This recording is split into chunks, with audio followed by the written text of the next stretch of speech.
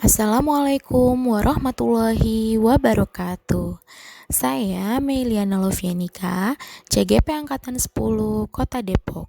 Pada kesempatan kali ini, saya akan menampilkan video tentang penerapan segitiga restitusi dengan murid di sekolah pada demonstrasi kontekstual modul 1.4 Budaya Positif.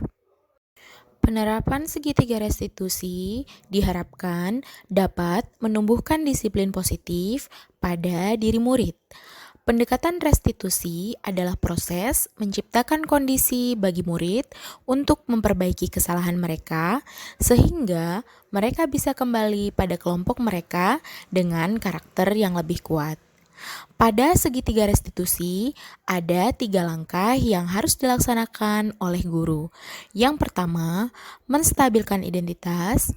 Yang kedua, validasi tindakan yang salah. Dan menanyakan keyakinan.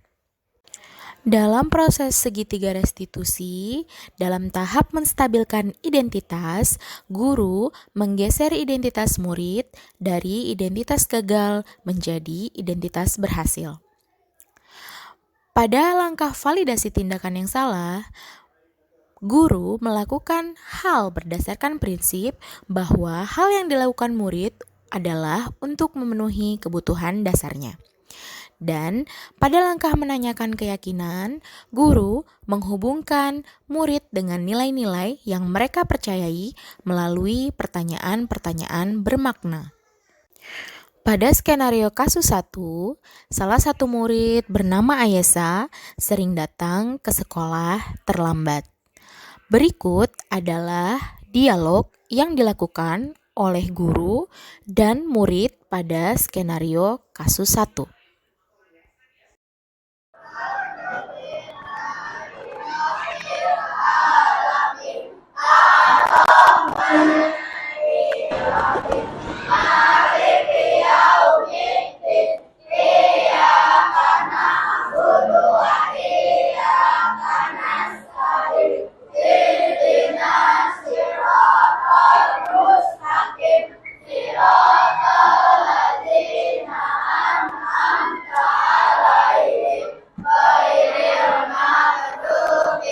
Kenapa nih terlambat? Tidur bu, tidurnya kemana? Ya udah, boleh duduk dulu. Terima kasih bu. Nanti pas istirahat ketemu ibu ya. Yasa sudah sempat istirahat tadi? Sudah bu. Sudah. Yasa tahu kenapa Bu Mei ajak bicara sekarang?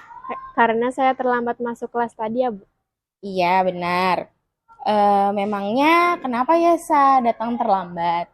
Dan menurut Yasa kalau datang terlambat itu melakukan kesalahan tidak ya? Ya bu, saya minta maaf karena terlambat tadi. Saya tidur terlalu larut malam dan saya lupa memasang alarm waktu bangun bu. Oh gitu, oke. Semua orang pasti pernah melakukan kesalahan, begitu juga ibu.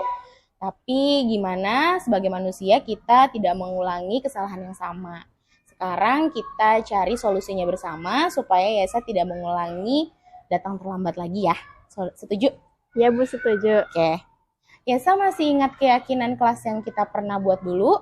Ada nggak ya keyakinan kelas kita atau keyakinan sekolah yang kira-kira dilanggar dari Yasa datang terlambat tadi? Ya ada bu, tentang disiplin masuk ke sekolah tepat waktu. Oke. Menurut Yasa disiplin itu penting nggak? Ada tidak manfaatnya untuk diri Yasa? Ya bu, penting. Dengan disiplin saya bisa menghargai waktu dan orang lain sehingga saya dan orang lain tidak merasa dirugikan.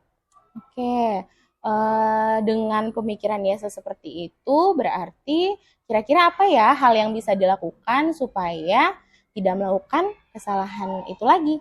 Saya tidak akan tidur larut malam dan sebelum tidur saya akan memasang alarm waktu bangun dulu supaya tidak kesiangan. Saya juga akan minta tolong kepada mama untuk mengingatkan saya bangun pagi. Bagus sekali. Yasa sudah tahu apa solusinya supaya tidak datang terlambat lagi. Nah, sekarang kita sama-sama berusaha supaya bisa datang tepat waktu karena kita sendiri yakin bahwa disiplin untuk diri kita itu penting. Setuju ya? Ya bu, saya tidak akan terlambat lagi. Oke, sekarang Yasa boleh kembali ke kelas ya. Nama saya Ayesa, murid kelas 6 SDN Kalibaru 1. Terima kasih Bu, saya senang karena dapat berdiskusi untuk menemukan solusi dari kesalahan saya.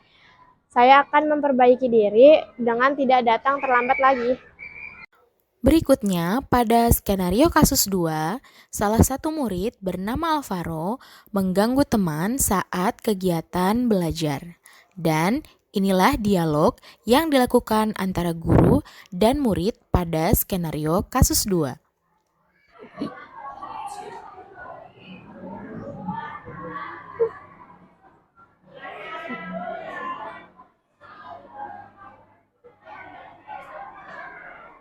Alvaro, sudah selesai kerjaannya? Sudah Bu, Kamu ngapain tadi? lempar. Udah selesai ya, udah. Nanti ngobrol sama ibu ya.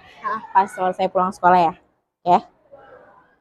Tadi ibu lihat kamu mengganggu teman dengan melempar-lempar kertas pada saat belajar, benar tidak? Iya Bu, benar. Tadi saya mengganggu teman-teman di kelas saat sedang belajar. Ibu tahu Alvaro pasti punya alasan di balik perilaku itu. Kenapa sih melakukan itu? Iya Bu, karena saya sudah menyelesaikan tugas dan saya bosan menunggu teman-teman, jadi saya isengi mereka. Oh gitu. Oke, mungkin kalau ibu di posisi Alvaro juga ibu akan melakukan hal yang sama. Ibu menghargai karena Alvaro tidak melakukan hal yang lebih membuat gaduh seperti ngobrol di kelas dengan suara yang keras. Iya Bu. Oke, sekarang coba yuk kita ingat kembali keyakinan kelas yang sudah pernah kita buat. Apakah melempari teman dengan kertas itu mengganggu yang sedang belajar atau tidak? Sesuai tidak dengan keyakinan kelas kita? Tidak. Tidak. Keyakinan kelas yang mana tuh yang sudah kita langgar? Saling menghormati dan saling menghargai warga kelas. Nah, betul. Menurut kamu, menghormati dan menghargai orang lain itu penting nggak ya buat Alvaro? Penting. Penting. Nah, kamu bersedia nggak memperbaiki itu semua? Bersedia. Oke, kalau kamu bersedia memperbaiki itu semuanya, kira-kira apa yang bisa Alvaro lakukan untuk menghindari kejadian seperti tadi? Dengan tidak mengganggu teman supaya teman juga lebih cepat menyelesaikan pekerjaannya. Nah, itu bagus. Ibu sepakat dengan apa yang Alvaro bilang. Oke, semoga nanti tidak terulang lagi seperti itu karena Alvaro sudah tahu harus melakukan apa.